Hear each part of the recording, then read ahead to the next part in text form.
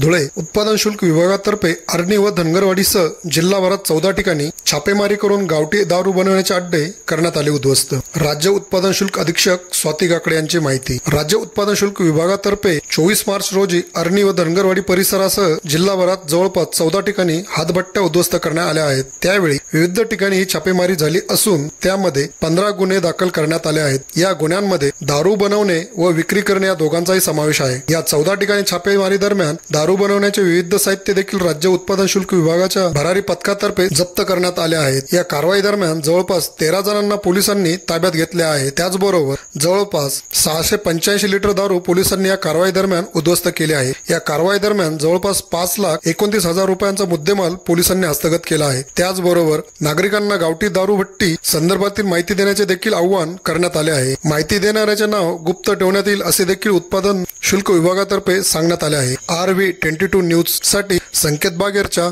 Dhule.